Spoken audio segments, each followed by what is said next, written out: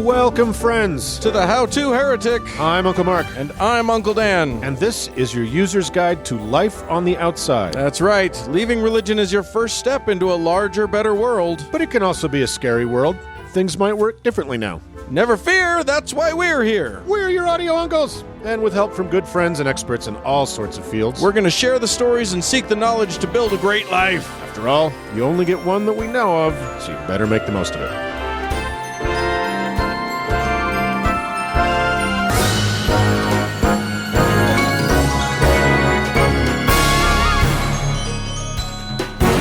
Well, Uncle Dan. Yes, sir. We have arrived at another week, another show. We're diving in, baby. We're going to do this shit. We're diving in. We're going to do this shit. I'm going to introduce us to some almost pathologically humble folk. Yes, indeed. Well, or so they claim. Yeah. I am going to unbury and or discuss. We're going to get into some God shit. Yeah, this promises to be something a bit complex. So. Yeah. We're going to get into it. Yeah. I don't even know how to introduce it, but it's going to be fun. So strap on your sandals. And then we are going to have, I think, a pretty fun how-to. Yeah. And without teasing too much, we're just going to call it How to Movie. How to, yeah. Right? How to R-rated movie. How to R-rated movie. So let's get to the good stuff. Here we go!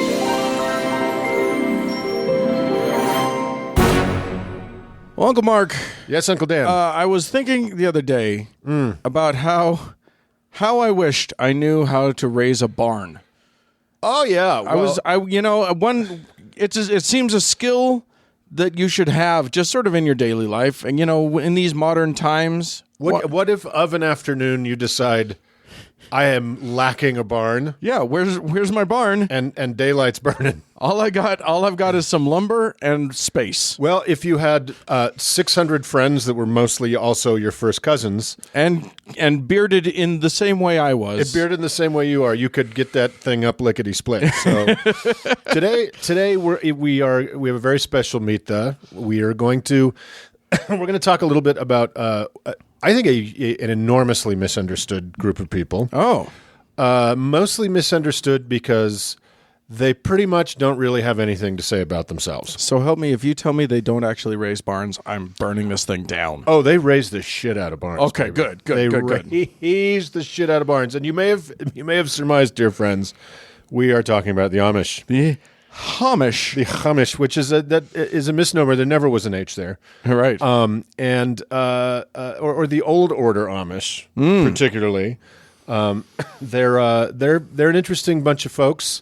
Still around. If you have need to drive around rural Pennsylvania, you better pack your patience. Yeah, because they are clogging up the roads with some. Yeah, hope that you're in a passing lane situation because they're in the latest 19th century technology. So they're tootling along in their buggies. So let's talk a little bit about our friends the Amish. Now, I'll give people an out right at the beginning. If you have enjoyed the 1985 thriller Witness.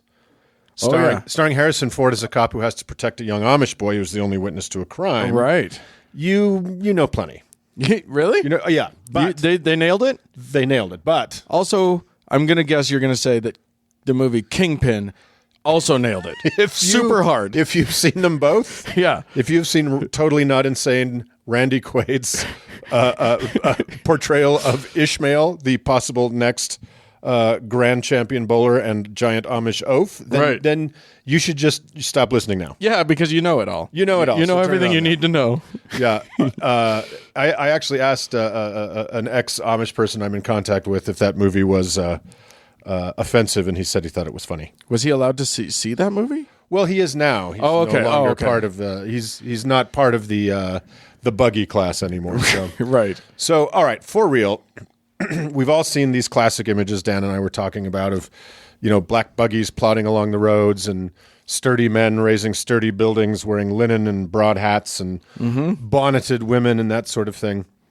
All looking like they're straight out of the 1820s. And yeah, pretty well, kind of 1870s, and we'll get to it. But You might even know a little bit about their odd language, that they speak the Swiss German dialect. You might know a little bit about Rumspringa, but and we'll talk about that. But I think it's important to know why these people chose this way of living, and also to note that it was not decided upon all that long ago. So, who are the Amish? Most importantly, the Amish are Anabaptists. Yes, indeed.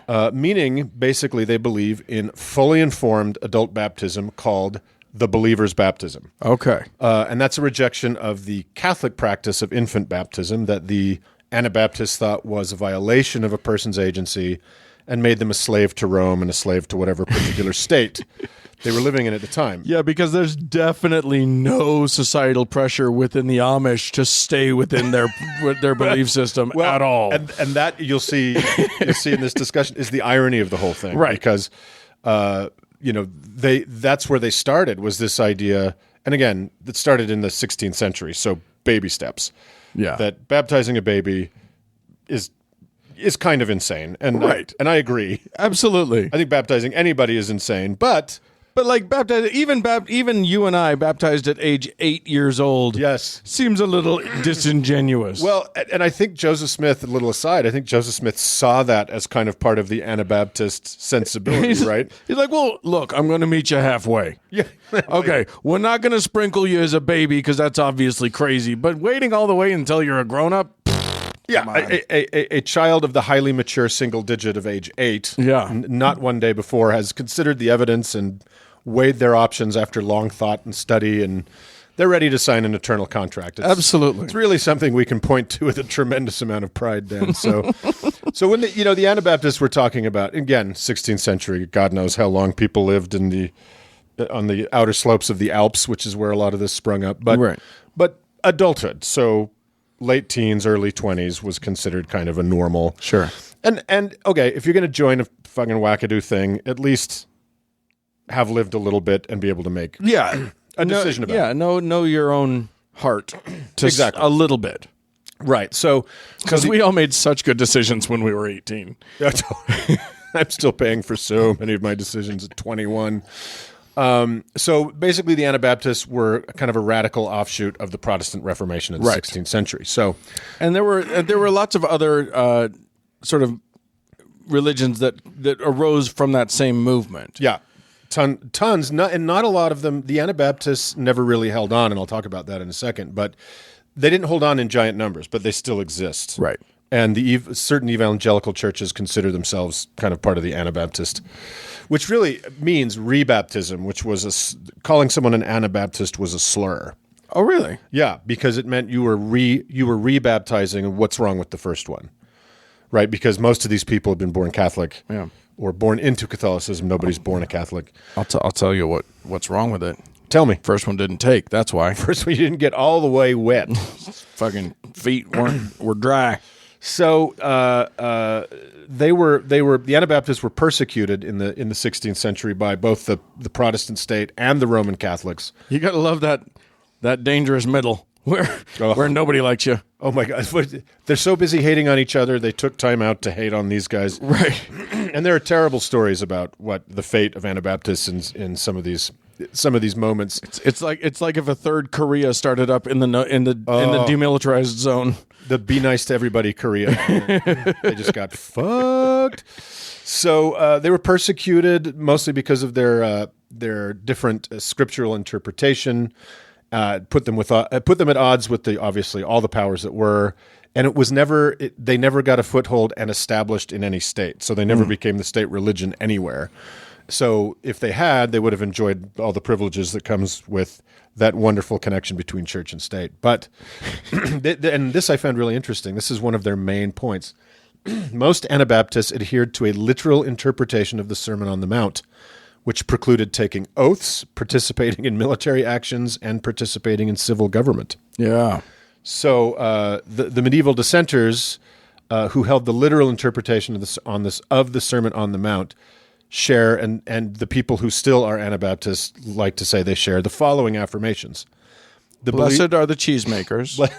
Blessed are the cheesemakers, for they shall inherit the brie. The believer must not swear oaths or refer disputes between believers to law courts for resolution in accordance with Corinthians. The believer must not bear arms or offer forcible resistance to wrongdoers, nor wield the sword. No Christian has what they call jus gladii. Was that Klingon? Yeah, jus gladii, it might as well be, is the right to the sword. Oh.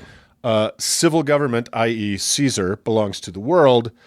The believer belongs to God's kingdom, so must not fill any office nor hold any rank under government, which is to be passively obeyed. That's from John 18 and Romans 13. Romans 13, that keeps popping up, doesn't it? Yeah. Sinners or unfaithful ones are to be excommunicated and excluded from the sacraments and from intercourse with believers unless they repent, according to 1 Corinthians and Matthew 18. And in this case, intercourse means like they can't even have a conversation. We're not just talking about sexy time here. We're talking about you don't get to even chat with us. That's right. And that is what out of what sprung this idea of shunning, which means you are it's excommunication. But not just excommunicate, like you're get out of our church. It's get out of our whole lives and never talk to us again. Get your ass out of town. That's and that's really what Jesus meant when he said, "Love thy neighbor, love everyone as thyself." That's what he was talking about. Well, I think what he meant was select which neighbors you're willing to love, right? Kick the other fuckers out, right? Then loving your neighbor becomes so much simpler, doesn't it, Dan? It's so much and nicer because you've been selective. So the Anabaptist movement, from which the Amish later emerged, started in circles around, and I'm going to nail this name, Huldrych Zwingli. Definitely got it. Huldrych, who he led the early Reformation in Switzerland, and then two guys named Conrad Grebel and George Blaurock shockingly practiced the first public adult baptism on each other and then to others in Zurich in 1525. That is shocking. Yeah, and sexy. It's super sexy. Can you imagine two just filthy 1525 Swissmen just baptizing the dirty shit out of each other? I'll baptize you. This group later became known as the Swiss Brethren. The Amish are descended from this radical movement, and they take their name from one of the original Swiss brethren, Jacob Amann. Oh. Yeah, his name wasn't just simply Amish. They're not Amann, but they are Amish. They're Amish. So they moved from Switzerland and Germany in the 18th century because of persecution and shit. And the group that would later split and create the Amish we know today moved for a variety of reasons within the United States, one being the French and Indian Wars kind of displaced them. And they ended up in Pennsylvania, which was, I don't know why this is exactly the case, was known for religious tolerance among the early states. And then the bulk settled in and around Lancaster County, where they remain to this day. Now, you and I, Dan, are the English. Yes. Yeah, sure. The Amish, among other things. I've actually got a lot of Swiss in me. I think I might be Amish by accident. What if you found out you were Amish? What if I did? Accidental Amish. Yeah. The life and times of I'll have to shave off my mustache at that point. Yeah. Just keep the beard. No, it could work. Yeah. It could work. And then you have to build a barn.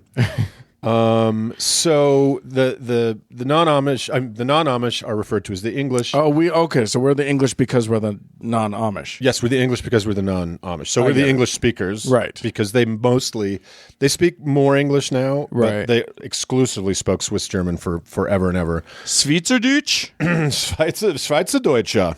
And I looked for some Swiss German to English translations online. No, forget about it. So, we have this perception of the Amish as kind of eternal, I think, we English, that they have just always been this way. Yeah, since before Jesus. That they've always rejected modernity, even though the way they look now was pretty damned current in the 1860s. Right? It's not actually true. The European Anabaptists they derived from were quite progressive for their time. And not only did they believe in the radical idea of something approaching free agency at a time when that was not an idea, with adult baptism, they also in Europe were credited with inventing a ton of modern farming techniques, stuff like that. So they were not always lagging so far behind. It wasn't until the late 19th century that the Anabaptists in America, the Amish kind of among them, began to feel their loss of identity and culture as the modern world began to pick up the pace all around them. So they did something which was a bit weird for them because they didn't like meeting in large groups. and they had just massive conferences where they were trying to decide, okay, what do we do in this weird world post-Civil War where nothing makes sense anymore? And they were like, first thing, obvious, get rid of buttons. The buttons? The problem is buttons. I feel like we can all put our finger on the issue here. Look at how fancy your goddamn buttons are. Get rid of the button. That's what caused the Civil War. Let's take those out of the picture. So they held these conferences, and it was decided about 2/3 of the membership was like, well, the world's changing, but what can you do? And we can still keep our Anabaptist beliefs and our Christian beliefs, but we're just going to kind of be in the world and be cool with it. And that 2/3 of the group basically became what we call the Mennonite Church. Oh, yes. Yeah. So the Mennonites and the Amish were all kind of a fairly large group that kind of hung together. And it wasn't until that point that they began to split up. So it became the Mennonites and the Womananites. and the Childanites and the Lamanites. See how we stitched this all together? It's all coming together now, baby. So, Mennonites these days there's definitely still conservatism about maybe the way you dress and certainly gender roles within the home and in society. But it's also possible that you could be talking to a Mennonite somewhere and not even realize you were talking to a Mennonite, because a horrifying possibility. It's a terrifying. They walk among us, Dan. So be warned, listeners. Yeah, you could be Mennonited at any moment. So the remaining third, who unto this day have retained the name Amish or Old Order Amish, sort of became frozen in amber at that moment. Right. They see hard work, agrarian living, etc. as virtues, so they invented what we today recognize as the Amish culture in the last third of the 19th century. Far more recent than most people think. Right. To put that in perspective, Mormonism is decades older than what the current form of Amish is. Right. So I was not aware of that. No, nor was I. That's interesting. That blew my woolen socks off. So then they set themselves apart that way, and they started becoming more and more inward looking. And then a quirk of geopolitics further isolated what was already an insular group in the early 20th century. Pennsylvania was home to a lot of German-speaking immigrants, Amish and not. Yeah. That's just where they made their homes from over the past couple centuries. But then there was a widespread suppression of all things German during World War I. Because fuck those guys. Because fuck the Kaiser, I'm going to kick him right in the keister. And so all the German speakers that weren't Amish were like, well, we're speaking English now. That's how this is. Mm-hmm. And then the Amish, because they didn't fight in wars, they don't do any kind of service, they don't have public office. They don't listen to that newfangled radio. That rock and roll. They just continued speaking Swiss German, so that kind of further cut them off. So there's two key concepts religiously to understand about the Amish and their practices. The first is their rejection of Hochmut, which is pride, arrogance, and haughtiness. Oh, yeah. You don't want that. And then the other is the high value they place on Demut and Gelassenheit, which are humility, calmness, composure, placidity. Often translated simply as submission. Sure. So their lack of vanity makes them, they feel like if they became vain or if they engaged with the outer world, they would be not submissive to Jesus. I see. So that's a big reason why they don't embrace modern technology, is because it would free a person up in different ways and make them less important to the community. And they don't like photography because it might make people vain. I see. They might try to look good in pictures. I mean, I think that what we've learned from Instagram is that there's no way that that's true. No, there's no way. I mean, it's not like people are just taking pictures of themselves all the time. Yeah, exactly. And posting them for all to see as though we all care. Yes, the great Satan in the Amish world is the selfie stick. So, yeah. So it all is underpinned by Ordnung, which is order. And order is kind of defined by each different community. I get nervous when a German speaker talks about order. I get a little itchy on that one. It should make certain hairs stand up on the back of your neck. Just as if the Amish start rearming and take the Sudetenland, yeah, I think we'll know. Yeah. the jig is up. Yeah. Unfortunately, their armaments consist of like a hoe and a plowshare, so we'll be all right. If they start raising barns in the Rhineland, we'll know we're in trouble. So basically, the elders of each group get to decide as a community what they will and will not embrace.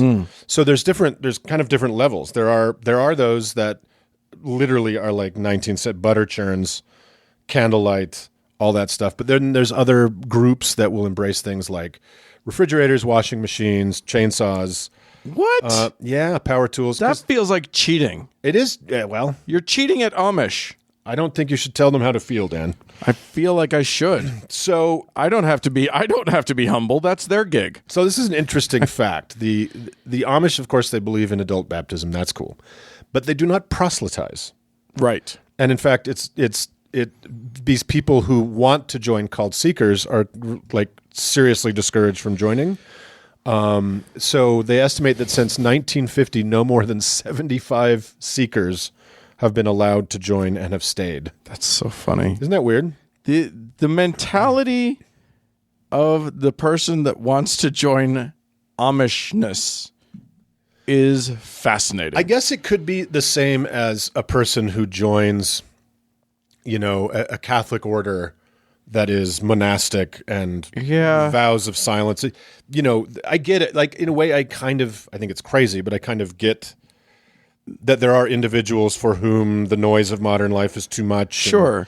I mean, I can see someone going, "Oh man, the agrarian lifestyle, that just appeals to me." Yeah. But to then go, well, you know who's doing that, and decide I'm going to join them. That just seems, that's an extra level of special. Or you just love you some chin strap beard. Yeah, that's cool too. So whatever, you do you. Sure. But what that means is the only way you can really become Amish is to pop out of the birth canal of another Amish. Right.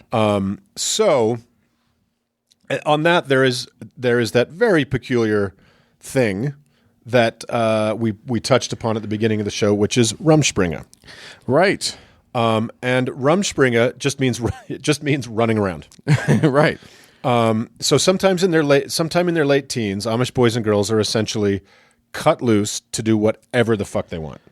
Yeah, and they can go super off the deep end crazy. Super off the deep end crazy. So and some of them come back immediately. Yeah. But some of them give it a go. So there really is no prescribed age for this or time for this, but with basically no explanation of how the modern world works, they get to go taste everything any way they want. Then at the end of seeing what other options the world offers, they may choose their path freely. 90% of them go back to the barn and never leave. Because let's just be clear about this. What is happening is you're taking someone who is entirely unprepared for any experience outside of this tiny little farm. They're infantilized. And they are, yeah, exactly. They know nothing about how the world works other than they've been told that it's evil. Yes, it's a fallen world. And then they're sent out into it, and they're allowed to be evil too. And they go out, and of course they try every bad thing they can think of. They try the drugs, they try the alcohol, they try all of these things, and it's a world of madness to them. Right. I think the first couple weeks are probably just like blah, blah, blah, just suck up everything you can. But after that, when the party's over, and they're so easily taken advantage of by people of bad will. They have they're so infantilized. Not only have they been living in this bubble where the outside world, it's like an M. Night fucking Shyamalan story. Like the world outside is evil, never leave the town. Right, yeah. And their education, you can't see the air quotes, ends at the latest at 8th grade. Right. So they have the basics of reading, writing, and arithmetic just so they can function in a rural life.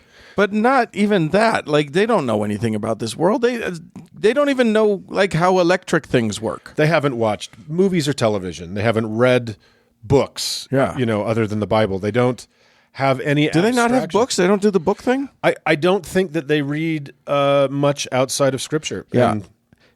So and the basics. So big shocker when they come running back to the life and community that they actually understand from having gone to, like, with no prep. into insanity. And I think this is setting them up for failure. Now, of course it is. You can. It's purposeful. It's obvious. There's an amazing examination of this in a documentary called "The Devil's Playground." That if you haven't seen, I'll include a link to it in the show notes. It's quite amazing, and they follow several of these kids on their Rumspringa, and it's just going out of the airlock. Yeah, right? You have no preparation for this, and welcome to the Star Wars bar. And it's basically saying you have freedom and then setting up this freedom to just ruin somebody and make them come crying back. Crawling. Yeah, for the safety of the religion. So it's coercive as fuck. And it's a brilliant mind fuck too. Yeah, it's a brilliant mind fuck. And my guy on the inside agreed with me on this. He said, yeah that's exactly what it does. It sets you up for failure. So so what's interesting is it's now 2018, there are 250,000 Amish, which is the most there's ever been. Now, since they're all descended from about 200 people. Wait, how many are there? There's 250,000. Holy shit! It's considerable amount. Now, part of the reason is they have huge families. I think they average 7 or 8 children apiece. Sure. What else have they got to do? They have started embracing. It's funny how when you really need something to work, it's okay to embrace modernity. Right. So the infant mortality rate used to be very high. Right. Now it's not. Like because doctors. So they've accepted that. Okay. And they've also accepted a certain amount of medical intervention because of the tiny gene pool. There are some very peculiar genetic disorders. Yeah, I'll bet. That third arm growing out of their forehead's weird. Yeah, so there's a horrible thing called maple syrup urine syndrome, which is exactly what it sounds like. Oh, wait. And it kills them. It kills these children. You just shut your mouth because that is a delightful sounding thing, and you just ruined it. You're ruining it. It would be a hell of a party trick, but at all your breakfast parties. But and then another thing called Angelman syndrome, which results in a very tiny head and massive intellectual disabilities. And so they've allowed geneticists and doctors to kind of study this and examine it, who've told them your problem is you got to fuck outside of town, guys. Right. And they just shrug it off and say it's God's will. Well, that's I've heard that plenty of times, but like at some point you got to look around and go, why isn't God doing this to everybody else? Yeah. Well, if God's the reason for everything, God's the reason for everything. So that's good. That's good thinking. So, it's hard to say, kind of wrapping this up, it's really hard to say what their future is. Like, what is their world 50 years from now? And their withdrawal from the English world and their submissive nature, even when they engage with it, means they really don't have a voice in the world that surrounds them. They don't have a spokesperson, right? Right. They've basically become a less than willing living museum for tourists and the butt of stupid jokes and the cause of massive road rage in Pennsylvania. So there you go. That's the Amish, friends. I'd love to hear from our Amish listeners. There's one of those jokes at their expense. We got you on that one, Amish. I have the internet. So there you go. We can shit all over them. They can't do shit. If they do hear it, then they would be admitting that they heard it. Boom. What if we walk out of here and they've built a motherfucking barn over this whole house? Oh. Right? I would love that. That will be a sign for sure. It would be a sign. All right. Well, come and get us, Amish. I need a barn. All right. Guten Tag. Let's move on. Let's move on. Well, Uncle Dan. Uh-huh. We, some episodes ago, had a little spat. Oh. Remember that? We fight so often. Which one are you talking about? I'll be more specific. That we started this show just digging up gods who are long dead because nobody gives a shit about them anymore. Right. And then putting them back in the ground. But after our spat, you convincingly made the argument that is closing a window on so much crazy. Yeah. Here's the thing. I don't know what the segment I'm about to do with you is. Okay. It's either Graveyard of the Gods. Okay. Garden of the Gods. Yes. Or it's For the Bible Tells Me So, and we don't know which one it is. Fuck. You ready for this action? All right, we'll cut all this out. This is all of the other gods in the Bible. Oh, I like it. Because let me tell you something. The Bible does say things like, there's only God. There's only one God. Yes. But you know what else it says? There's a fuck ton of gods. There's a fuck ton of gods. And it says it, and it says it, and it confirms that they're real in a number of places. Well, I'll tell you where. Not just the idea, not just that's the idol that you worship and it's not a real God. Right. But that's the idol that you worship and he has power and he's magic just like me, only my God's stronger. Most famously, I would say, it is stated quite clearly in Commandment the First. Exactly. Yes. Remind us, please. That I am the Lord thy God, and you shall have no other gods before me. Right. Which means there are other gods. There are all of these other gods. Just put me at the top of the pile. It is about the ordering of those gods, right, not the lack of them. Yeah. Yeah. Most famously in the First Commandment, this is explored a little bit in the two following. It's so amazing to me. This is very clear. Now, there are these ideas. So one could say that the Bible is polytheistic in its in its scope. I have argued that. I would say that it is what's called henotheism, which means yes, there are many gods, but that God's the only one that I revere. So this is a different thing entirely. And if you want a proof, now a lot of Christians will get on my case about this. About there being, no, there's not other gods. They're just other, like, idols that people worshipped or other gods that people... There were phony gods. Phony gods. But this is the real one. But this one's the real one. Well, let me tell you a little story that happens in... You may remember this from Cecil B. DeMille. Okay. Moses is in front of Pharaoh. Yeah. He's in his 80s at this point. He's an old man. Yeah. But he's in front of Pharaoh. He looked great. He was fabulous. Yeah, he looked great. He's had that windswept look. Yeah. In the robe. It was nice. Yeah. It was a good look for him. Kind of a Tom Skerritt, just a mature, wizened. Yeah. But still totally got it. Yeah. Yeah. Got that deep Charlton Heston voice going. Is that what Let that is? my people go. Let my soylent people go. My people are made of people. Okay, movies. We can do movies in another segment. Okay, we'll do that, yeah. So here's the deal. He, in order to prove to Pharaoh that his God is the best God, he has his brother Aaron throw down his stick. Aaron's got a good stick, really awesome stick. Yeah. Stick turns into a snake. Motherfucker. Now that's a good trick. Yeah, it's a great trick. It's all slithery, whatever. Sure. What does Pharaoh do? Has his dudes throw down their sticks, which then also turn into fucking snakes. All right, so we got Yahweh 1, Osiris 4. Yeah, you got Ra over here making stick snakes too. Right. Now Yahweh's stick eats the other two sticks, wins the death match, and turns back into a stick. But that doesn't dispel the other snakes. There's a problem here. Yes. There were other snakes. Yes. So you tell me that there's no other gods in the Bible when the snakes come. Well, there was Satan. It was Satan. Okay. That's another god. But ta-da! You've now produced another god in the Bible. yes. There are so many other gods. In an early show, we did a bit on Baal.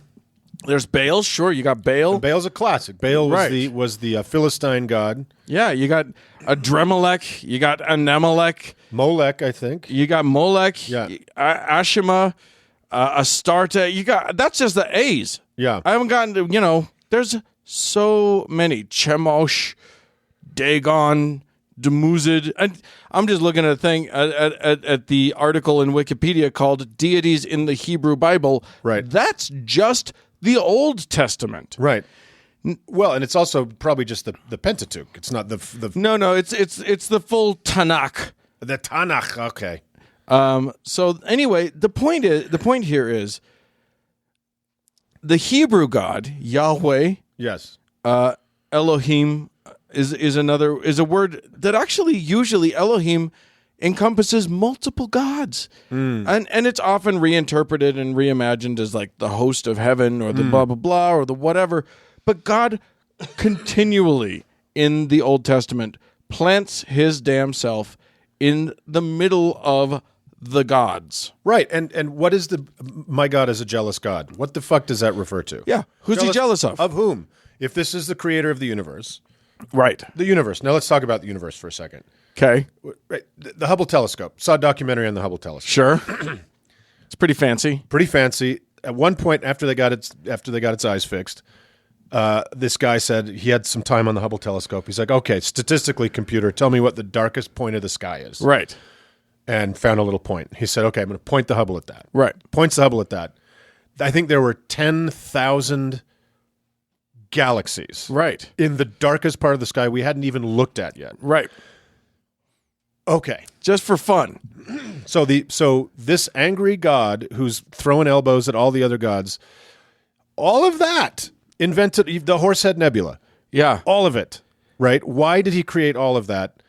How could he have created all of that if he's just one more guy in the fucking waiting room? Look, these are Bronze Age dipshits. They didn't even know that there was such a thing as another galaxy. They looked up at stars and thought that they were lights on a dome over us. They thought they were holes in a dome. Right. Or lights or whatever. You know, they didn't know what the fuck they were looking at. If they thought anything, they were stupid. Of course they didn't know what was going on.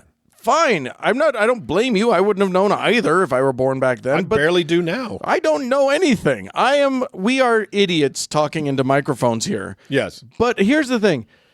The clarity with which the Bible talks about other gods is undeniable. I'll go to Deuteronomy that talks about he established the borders of nations according to the number of the sons of the gods. Like we're talking about, I mean, and there are versions of these. So that was actually from the Dead Sea Scrolls. That wasn't actually from I don't think that's from our version of Deuteronomy that we're used to. Right. But look, the versions of the things count. Of course they do, because many of them used to be part of the canon, and then it was decided they weren't. Yeah. Right. God constantly talked about himself as us. Now, a lot of Christians now will say that's the Trinity. It's the royal we. Right. Or it's the hosts of heaven or whatever. But, right. You know, he says things like, let us make mankind in our image. Mm-hmm. You know what I mean? Like that kind of thing is constant in the thing. Here's what I was surprised by. There's all of these mentions even in the New Testament of like the gods that are going on around them. And they keep saying, you know, our God's the real one, and Jesus Christ is the better God than the old, you know, he's the Messiah, and right. he's fixed everything. But I didn't realize that, like, at one point, you had, what's his name? Oh, you had, One of the it was apostles. Paul. Was it Paul? Probably he was a dickbag. Go in and was preaching to a bunch of people, and they mistook him. They said, "Oh, look, you're Jupiter," or depending on the translation, you're Zeus. Right. And they actually mistook him for that god, and the guy that he was with, they mistook for Hermes and or Mercury, depending on who you're talking about. Like that's a great way to get a good table, though. Sure, being mistaken for the father of the gods. Yeah, and then they ended up getting stoned by the Jews. It was all very weird. Oof, that evening went sideways. Yeah, it didn't go. Yeah, it doesn't go the way you want it to. It never does in the Bible. No. But the point here is that there are constant references to other gods throughout the Bible, and you know, honestly. Here, the story that it tells, and this is the truth, is that what happens with monotheism as it starts rising up in the Middle East, and you know, it was a new concept. Yeah, people weren't really doing it, so for the longest time, it's just like it wasn't monotheism. Right. It was polytheism, and my God beats your gods. Yeah, and then it was, you know. Monotheism, eventually it evolved to my God is the only God. Right. But that had to go through a lot of phases, this henotheism being one of those phases. Right. Before it got to there's only this God. And it only makes sense. If your devotion is to the Trinitarian view of God, the typical Christian view of God, or Hebrew view of God, and the powers that be at the time in the Mediterranean, and they were very powerful in their moments. Greece, Rome, Egypt are all intensely polytheistic. Yeah, You know, but not just them. All of every tribe that you hear mentioned in the Old Testament, we bump up against the Hittites, the Canaanites, the blah blah blah. They all have their own pantheon of gods. right. So it's not going to happen overnight. Right. And thus, that's why, and this is what's so, as much as I think religion is a giant fucking hemorrhoid on humanity that needs to be carefully removed, it is still fascinating to watch the movements of these ideas over time in these places and see, okay, well, in the catacombs where the early Christians hid out to do their thing, Apollo and Jesus are indistinguishable for the first 100 or 200 years. Right. Because they were there's crossover and the stories get mixed up. So, everybody, if you watched Religulous, then you see Bill Maher pointing out that, all of the stories that we hear about Jesus existed in some form with Horus or some other god. And it was just, born of a virgin, resurrected, son of the god, son of the sun god. Yeah, borrowed from this, borrowed from that, overlaid onto this, overlaid onto that. And it's, part of this thing that happened, one of the things that's interesting is when you're a polytheist, like this happens with current Hindus. Right. Current Hindus look at Jesus and look at Yahweh, look at the gods of these monotheists and go, okay, that can be another god. Right. And there's room. They can make room. Right. They can just be like, all right, that's fine. But my God, I like my guy. I pray to Vishnu, right, and whatever, even among Hindus, they will devote them. They have devotions to different gods. Right, right. They feel a closer affinity. Where do we think the saints came from? Right, the Catholic saints. Right, it was to relieve the pressure in the early church on the idea of monotheism. Right. Well, there's kind of other goddish people. Yeah, it's they're close to God. Yeah, he's like next to him. So go ahead and pray to this guy. He'll whisper in God's ear. It's fine. Exactly. And I think but what's interesting is, so you've got polytheism that can totally accept this other thing. Somebody comes along with a new god and polytheists can go, that's interesting. Right.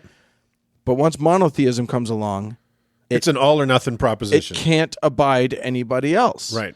It can't be inclusive. Right. And exclusivity kind of feels awesome. Yeah. And I think that's what happened, was that, like, I've got the bead on the real truth. Right. Nobody else has that. Right.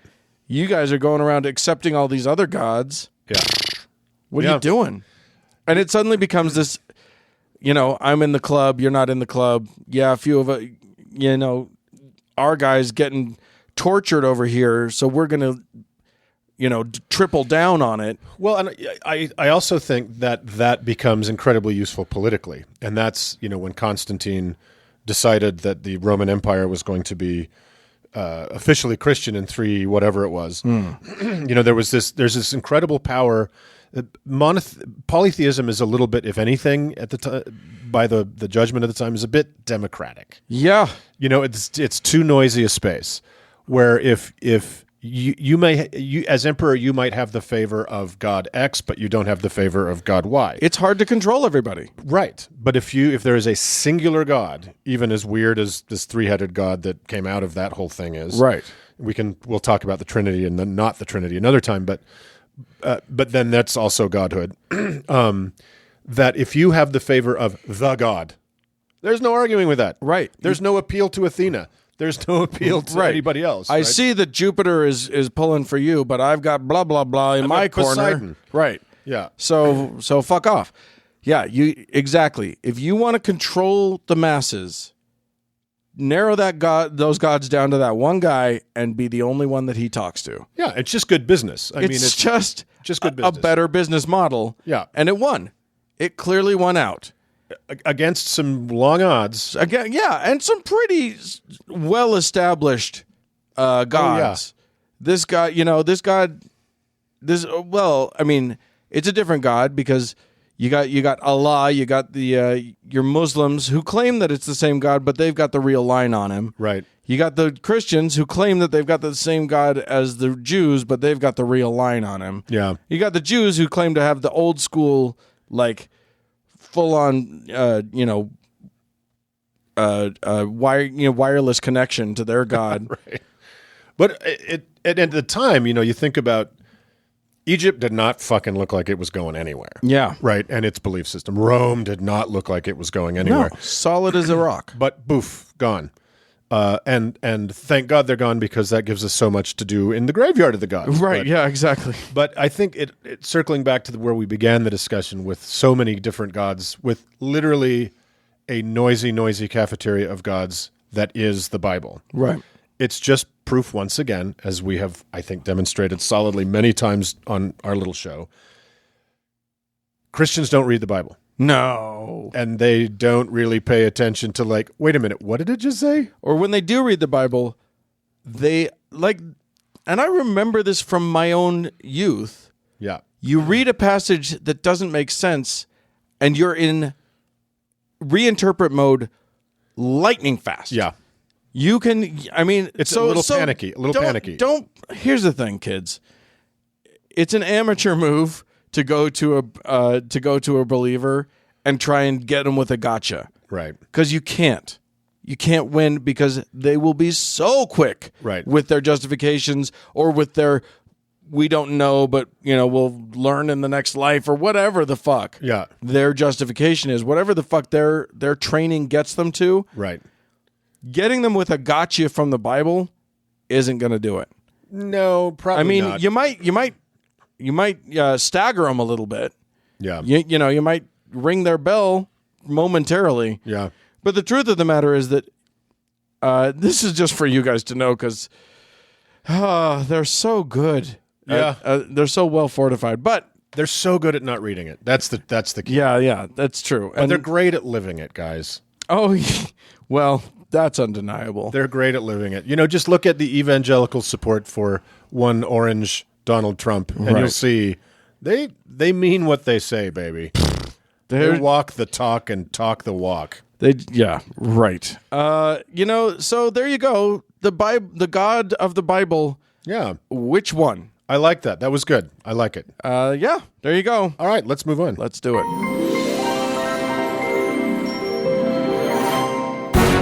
Well, Uncle Mark. Yes. Here's the thing. Mm-hmm. We are recording early this week.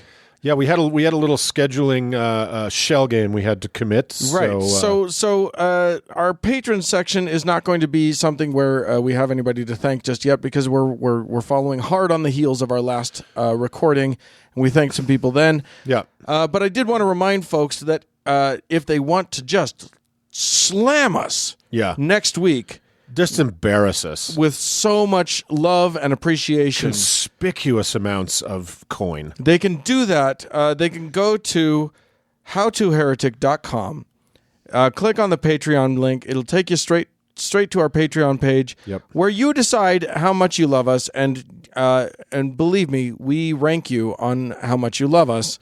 You can give as much or as little as you want to, but it just really helps us out. We've got some goals. That we are nowhere near close to meeting, but we'll get there. And we're getting there, and it's been amazing for a young podcast. We're getting a lot of lovely support from y'all out there, right? And just because we're not thanking anybody this week doesn't mean that we don't thank you all generally. Yeah. So go to howtoheretic.com and help us out, and we will be so appreciative. Or just do the free thing and do the free thing and go to iTunes or other pod blasters. Give us a 5-star review so that our grandchildren will have something to remember us by. And let's move on. Do it.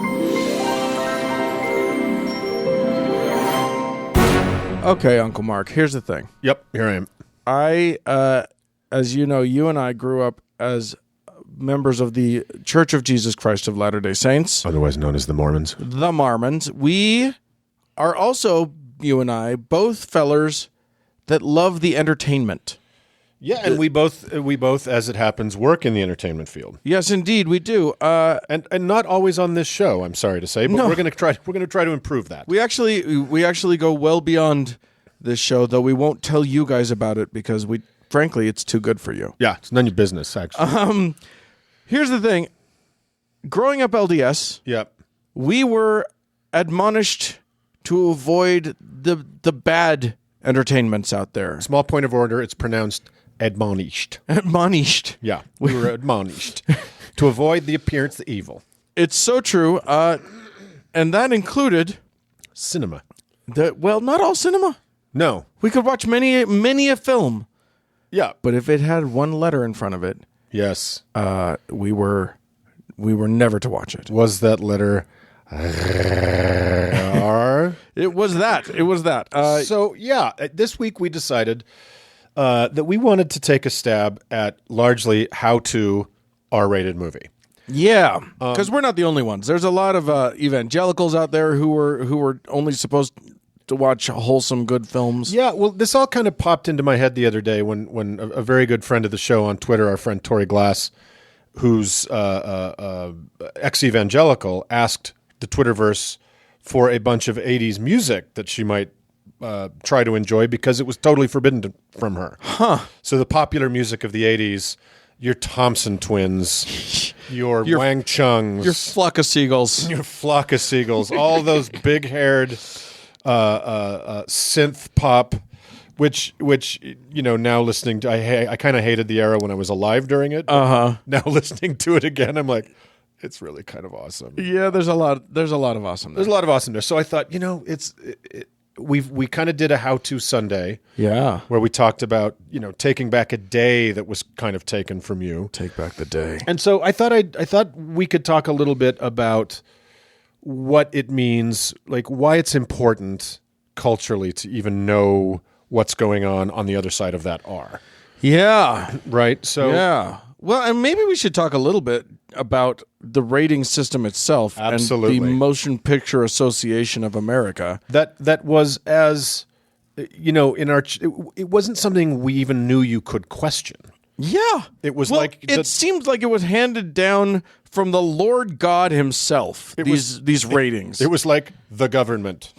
Right. Yeah. The army. Yeah, exactly. Your bishop. This was an authority. This was every bit as authoritative as law. Right. And it felt like law. And you thought it knew what the fuck it was doing. Right. So we can talk about the MPAA just a little bit. Which, so the Motion Picture Association of America invented. It was the MPAA already existed in 1966. Sure. And Jack Valenti, who's the president of it at the time and remained so until just recently, basically, invented the rating system as a way to stop straight up government censorship of movies. Right. So the government would literally cut scenes out of movies before they could air.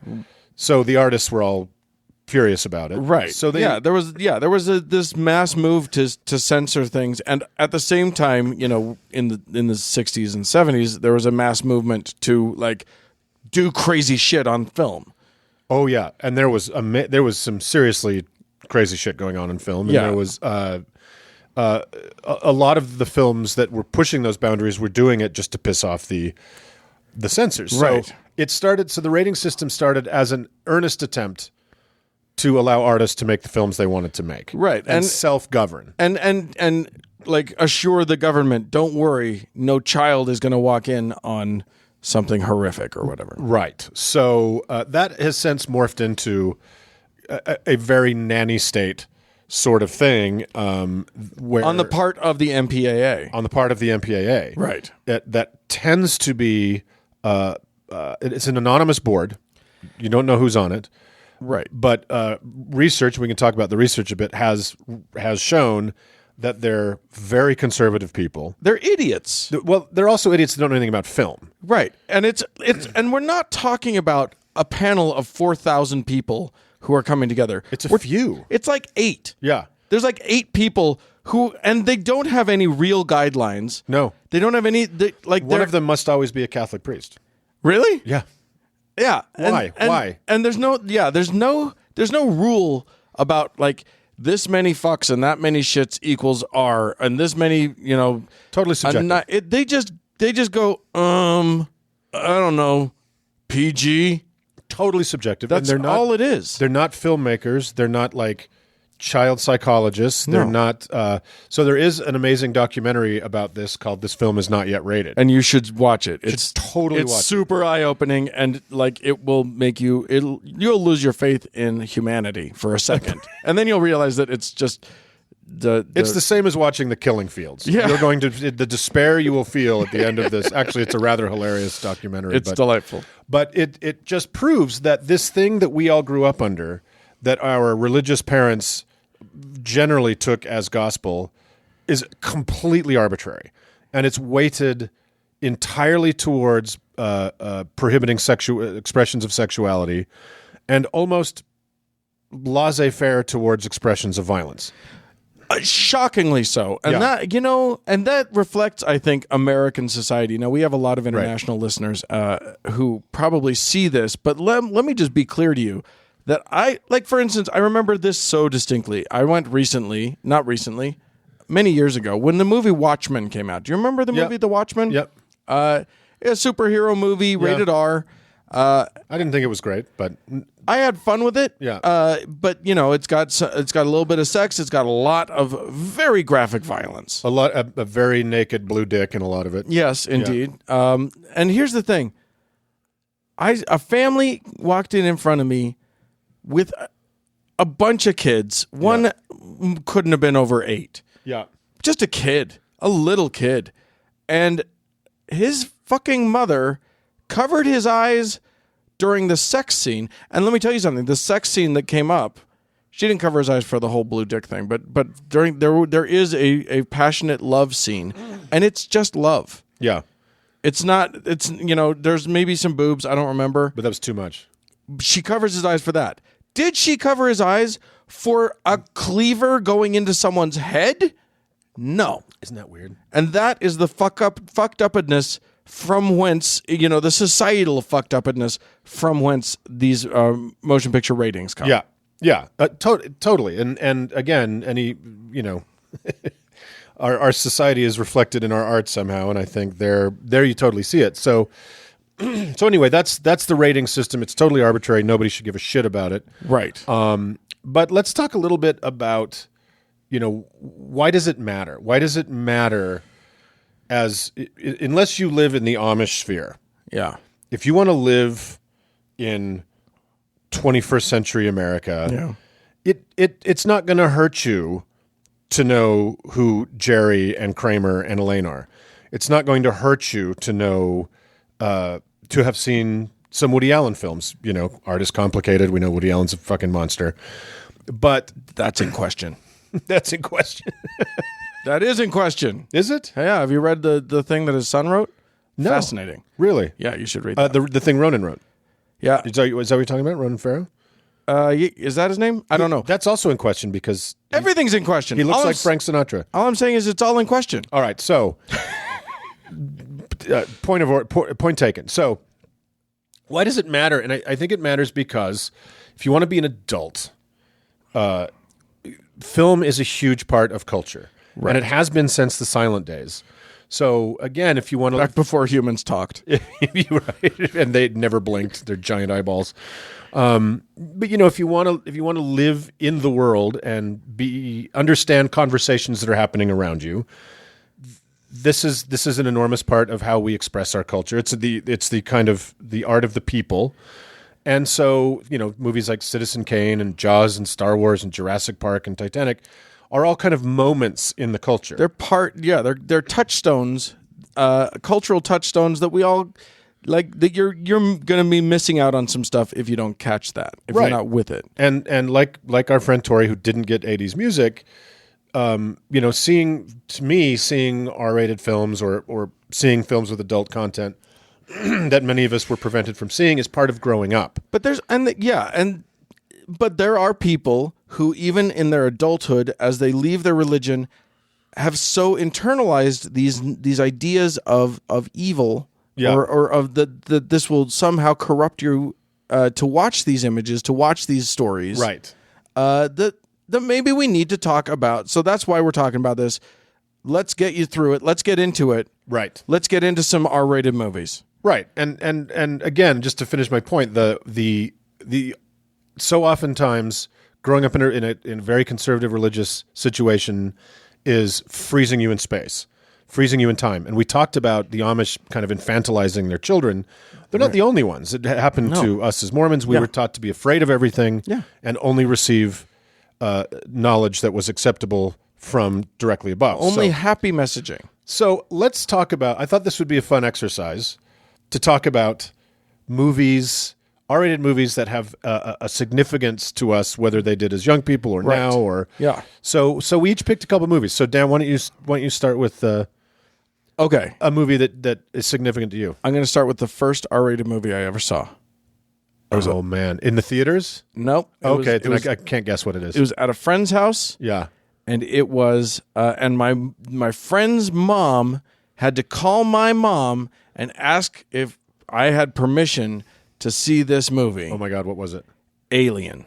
Oh, dude, that's a great one. And I did it rock was your world? Scared shitless. Yeah.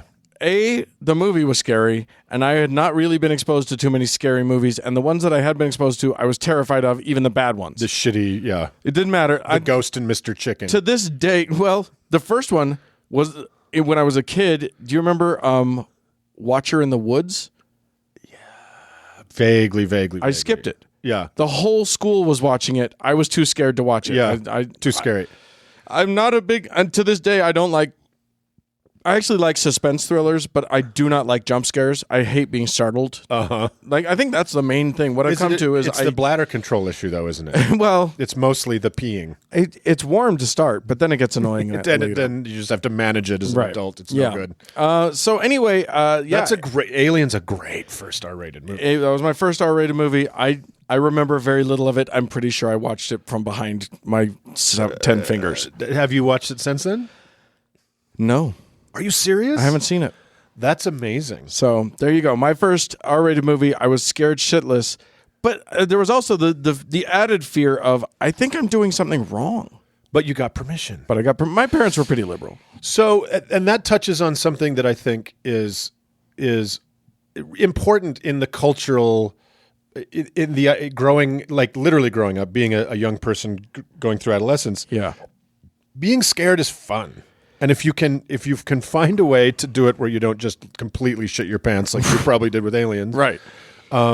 It's a fun thing to do with friends. People love it. Not everybody though, and that's part of our thing. Is that like as you're dipping your toes into these worlds, learn what it is that you love and you don't have to do all the things. Exactly. So I want to talk about.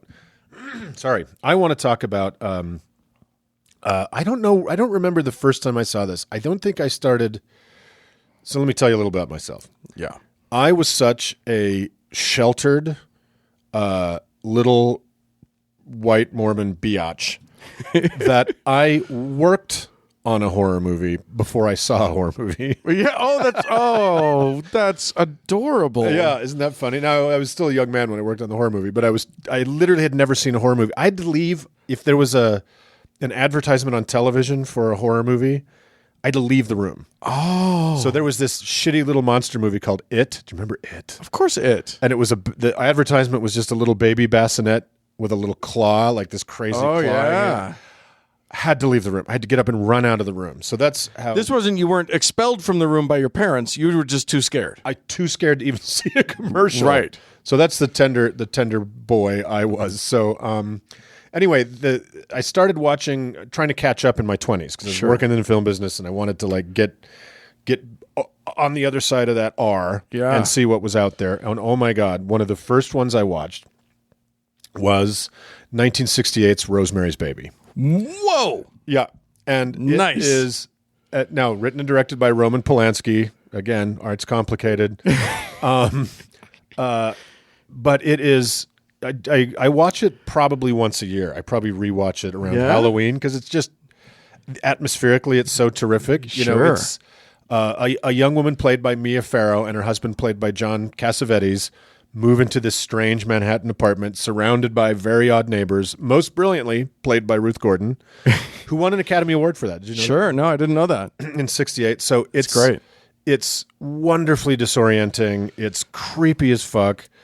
It's a little bit dated in kind of a great way. Sure. And the whole thing is backed by this la la la, that just is super, super creepy. I give it a watch if you like a good creepy film that isn't about pop scares. Right. It's really a psychological drama. But I was really mad about that being something that I did not have access to. Right. Even though I probably couldn't have handled it. Right. Yeah. Right. It's like heroin. I wanted it, but no, honey, you can't handle this. That's for mom. And side note, it is cited as one of the contributing factors in the atmosphere that created the Satanic Panic. Right. Which we talked about in episode 21. So it's it's important. It's an important movie. Absolutely. Absolutely. All right, what you got? My next one has a really special place in my heart now. But I'm going to tell you the story of my experience of this. Awesome. Yeah. I'm a teenager. Yep. I'm a Mormon believer still. Yep. But I'm hanging out with a bunch of theater kids. We're all, rebellious. It's okay. You can say gay. We're all gay. Yeah. As in May Day. And I don't want to be uncool.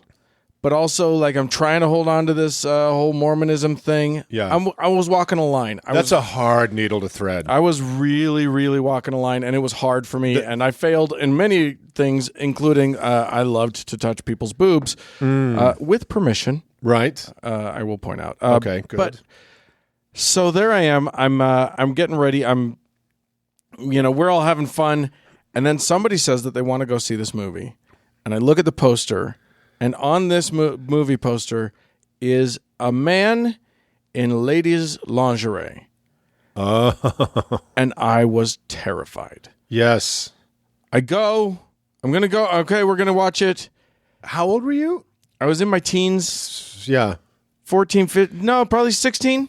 We were driving by that point. I know what you're talking about because this, and I know what a monumental, frightening thing for a young, trying to be cool Mormon in Salt Lake City this experience would have been. It was horrifying. Right. I was scared, literally, genuinely, probably more scared than Alien, because it's transgressive on purpose. It is pushing all of those transgressive. An alien is buttons. just a monster. An alien is just a monster. Right. Yeah.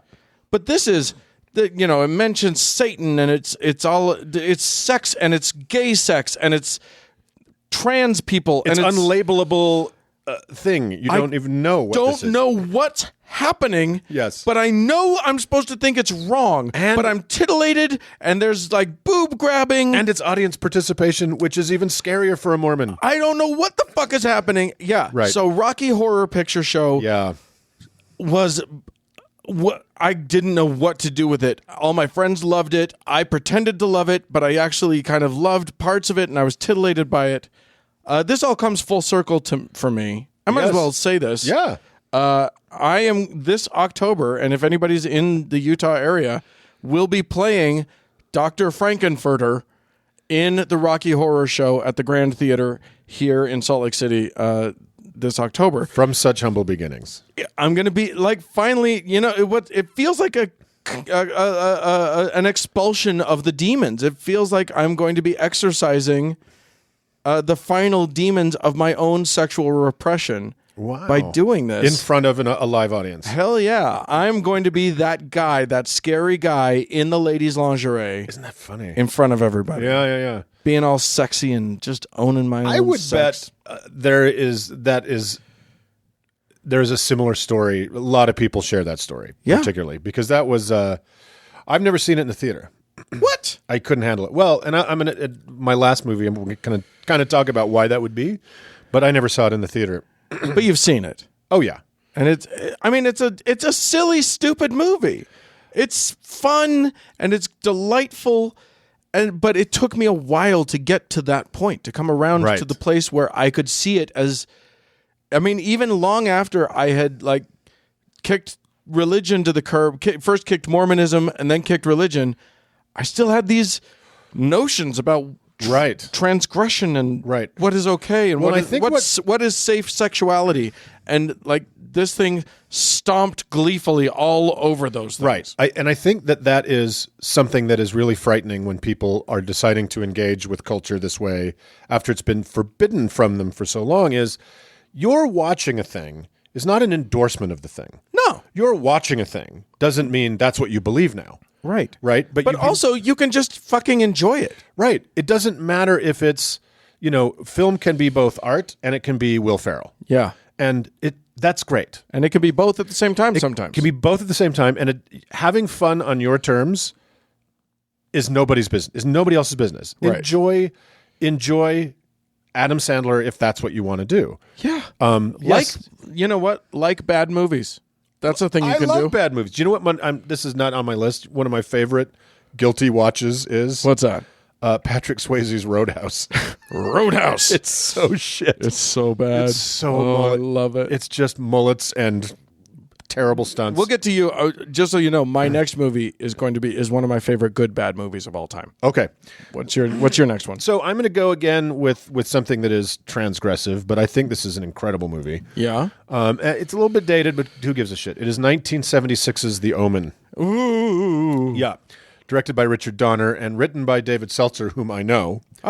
And dropping names. Quick aside, he wrote that movie. He was a screenwriter, still is. Wrote that movie because he had too much debt. He borrowed money from some producer. I can't remember which producer, to pay off his muscle cars because he's a crazy person. And he couldn't pay the guy back. And the guy said, I'm going to break your legs or you have to give me the money. And he's like, well, I don't have the money. He's like, what else can I do? He said, well, write me a script. And he said, well, what do you want? And he's like, well, The Exorcist is a big hit right now. Write that. And everybody loves this devil stuff. And David is a agnostic Jew. And he's like, I don't fucking know any of this stuff. So he's like, then I opened the Book of Revelations, and bada boom, and it wrote itself. So yeah, that's where The Omen came out of. It's super creepy.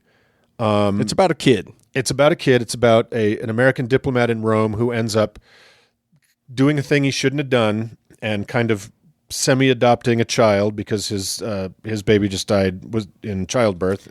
His wife doesn't know it. He has a little swapperoo with a. It's very screwed.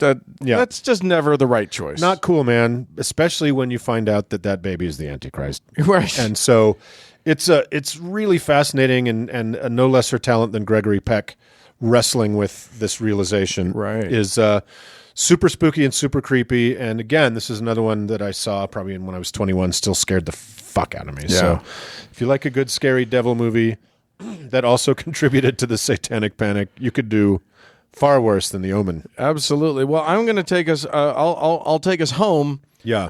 With a movie that that came out in the 90s, in the early-ish, mid-90s. I had early to mid-90s. I'm not exactly sure when, but I remember it caused a stir. Now I'm cheating here. Mm-hmm. This is not a rated R movie. Okay. This, I'll bet is an NC-17. It's movie. Madonna, isn't it? Nope. Oh. Nope. This one is Showgirls. Let me tell you something. Oh, my God. I remember vividly the poster coming out, and the poster has Elizabeth Berkley. You see her head, and then you see across, like it's almost like she's wearing a robe or something. You see it's blacked out, so you don't see the boobs, but you see her torso go sort of down from her neck all the way to a leg. You kind of a dagger of flesh. Yeah, that goes all the way down, as though her leg came directly out of her neck at some weird angles. Well, sometimes in the movie it looks like it does. Because wow, is it a bad movie? It's such a bad movie. Yeah. I did not see it at the time. Right. Because at the time, again, I was still, I think I was still barely wrestling with, or just wasn't going to fuck around with it. Yeah. Now it's one of my favorite movies. Not because it's good, but because it's so bad. Yeah. Like, this was a film that was written by Joe Esterhaus. It was directed by Paul Verhoeven. Oh my God. Both of whom at the time were being taken very seriously as dark masters of the suspense thriller or like sexual. Yeah, exactly. Pot boiler. Basic Instinct had just come out, and they'd just shown everybody Sharon Stone's hoo-ha. Yeah. And now they were going to one-up themselves by showing all of the ladies, all of the naked, all of the time. And it was going to be this big expose of the sex scene in Vegas. Vegas, yeah. It turns out to be the biggest turd that has ever been put on celluloid. It's such a self-indulgent turkey. It is. And these guys thought that they were making their magnum opus. Well, here's why they thought that. And if I could describe an entire kind of methodology and ethos in one word, it would be cocaine. Right? Oh, my God. To have been a fly on the wall during their production meetings when they were congratulating themselves and just jerking each other off with Piles joy. of blow on the glass table. Just so they, oh my God, no, we are going to blow their minds. You with are this. so tired of boobs by the end of this movie. Let me tell you something. There's so much nudity in this. There is not a single sexy moment in this entire film. No. It is joyless nudity. They try to make sexy moments. It's like people changing a tire naked. Like it's diminishing returns at some point. Right? It's so not sexy. Yeah. That like it's baffling. Everything about this movie is made badly. The Foley work is bad. It's so overlit. The photography is horrendous. It's the acting. The acting. Hair. Let me tell you something. Elizabeth Berkley. Yeah. This is a woman who was in a popular TV show called Saved by the Bell. Mm-hmm. This was going to be her big transition from being a teenager on the television to being an adult in the cinema. And after this movie, her agent dropped her and no other agent would take her call. Wow. It was her acting, and it's probably not entirely her fault. Like the direction must have been just horrendous. Yeah. She just it's convulsive. Everything about her performance is just seizure after seizure after seizure of acting. But here's the thing. It's a ball to watch. Oh my God, it's so much fun. Uncle Dan and our clan got together and watched it for fun one night, and that's the other thing. Bad movies are wonderful. Yeah. Crap movies are wonderful. So, and again, that's something that maybe we were denied in our culture, and so that leads me to my third movie, which is interesting because of the sexual nature of the thing. And this is 1991's Paris is Burning. Now, this is a documentary directed by Jenny Livingston. That's an incredible window into a subculture of a subculture, which was the Amish. Yeah, well, probably I would say the most diametrically opposite group than the Amish. So it was the gay, black, Latino, and trans underground ball culture of New York in the 1980s. Right. And I didn't see this not because it was rated R, but because I was so in the closet when this came out in 1991. Even though I was living in LA and working in the film business, I was so scared of exposing myself because of the shame I was taught, the self-hatred I was taught. I was so scared of exposing myself to something that was transgressive or challenging because, again, I didn't understand the difference between viewing and endorsing or viewing and believing. But also there was probably, like, if I read this situation correctly, and if your Mormonism was anything like my Mormonism, just watching a film with three queer people on it at one time, you probably thought you'd just be ejected from the closet magically. I thought I would be pulled out of the crowd. Like everybody in, like, even if no one saw you in the theater, suddenly the whole world would just know that you were gay. They would know. I was so terrified. Like, you were struggling with being a cool Mormon in the theater club. Right. My struggle was real too, boo. My closet was such a mess. If I had exposed myself to queer, black people having fun, that could have been the end of it for me. So, you almost could have enjoyed yourself as a homosexual man, as a gay man. You almost could have, you were in danger of having fun. But that goes back to the Rocky Horror thing. I was terrified of going to the Rocky Horror Picture Show because yes, it was so transgressive. I didn't understand what it was. Right. And the audience participation thing made me feel like I would be somehow exposed. Yeah. Right. So those are things I did to myself, but I was trained to do those things to myself. Exactly. So if you haven't seen that movie, it's beautiful and fantastic and amazing and tragic and incredible, but that's another, film, if not, especially documentary film, is just a window into somebody else's experience. Right. And it's okay. Yeah. And yes, it would probably be challenging for a young Christian to watch that. Here's the other thing. It's beautiful. There's this worry that, like, if you watch something, it might change you. Yeah. It might convince you of something. It might turn you a certain way. And that's a good thing. Be changed. Yeah. Be convinced. That's the point of culture. That's Let the point it do of art. that. Right. Go out there and, like, find some way to be a different you. Right. Or expand just a little bit. Or Right. expand a little bit, then contract. Yeah, don't open your mind so far your brain falls out. But see what it does to you. Maybe you'll find out you really like the showgirls world and you want to become a showgirl yourself. Who knows? You won't, by the way. But that's the whole point of art is challenge to say something to your humanity. Yeah. And that something might be weird and you might reject it or you might love it, but you can't know who you are if you don't challenge yourself. Right. It's okay. And there's nothing safer than a movie theater or Netflix, because the window's not looking back at you. Yeah. You can look through that window and see another world and see another way of living and another way of thinking, and then it's just over. Yeah. And you're safe. And you don't you don't have to go down that road on your own, or there's a new road that's opened up to you and you can see where it leads. Well, I think this has been a really fun conversation. I wonder if we ought to put a page on our website about our favorite movies and just let people talk about that or contribute to it. And sure. I think it's I'm very evangelical about movies because I work in them. Yeah. But I think they kind of saved my young life, the ones I was able to see, and I saw that window of color, and I saw that, in my very, very colorless life. Yeah.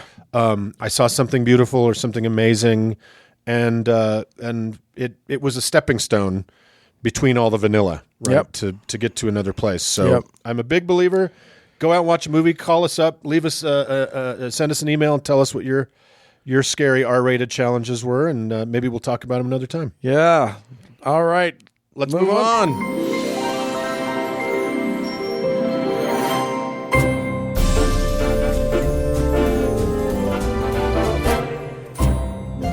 Well, friends, that's it for this week's show. Hey, we'd love to hear from you. Go ahead and send us an email with your favorite spooky and or naughty movie. howto@howtoheretic.com. Or if you want to leave us a voicemail and you're not Amish and have a phone, you can call us at 903-88-HOW-TO. That's 903-884-6986. Or you know what? If you're Amish and you have a phone, fucking A. Yeah, exactly. Hey, don't forget, we've got Twitter and we've got Facebook. That's at howtoheretic. And thanks again so much to all of our patrons. Thanks to Cody Layton for editing the show. And thank all of you friends for tuning in. We appreciate you. Danke schön.